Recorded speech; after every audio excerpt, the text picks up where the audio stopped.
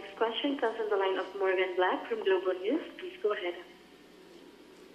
Hi, Premier. Thanks for taking my question. So my first one is kind of talking about the 9 pressure points that you mentioned. So when you're talking about a constitutional crisis and things like that, I'm just wondering how that sets you up for success with Alberta federal relations. And with that in mind, can there still be a Team Canada approach from that starting point?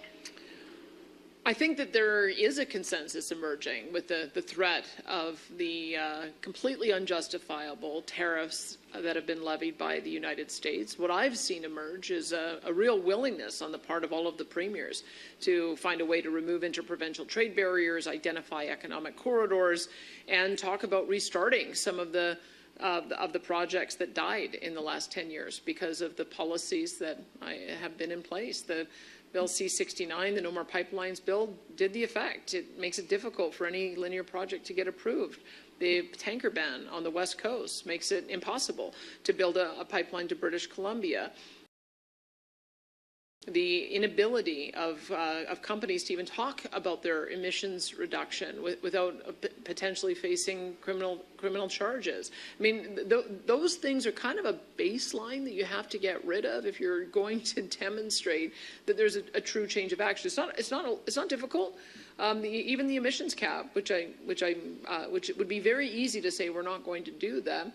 The Ottawa's own parliamentary budget officer confirmed what 2 other reports had said, that it would depress investment, it would reduce the amount of GDP, and it would cause job loss and would shut in production. So these are not unreasonable things to be asking for, since there seems to have been a change in approach across the entire country, so that we can start acting like a country again, be an energy superpower in our own right, find new markets.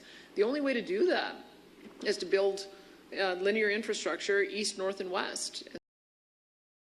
And so we just are looking for some clarity on whether there's a genuine change of heart in the federal Liberal cabinet and among the leadership to do those things. And so at the moment we're getting a mixed message. But yes, we can continue on with an approach. We're meeting as a First Minister's group today to talk about the impact of not only the export tariffs but also the import tariffs. I've got businesses in my riding that have been impacted both ways, with export tariffs as well as with import tariffs.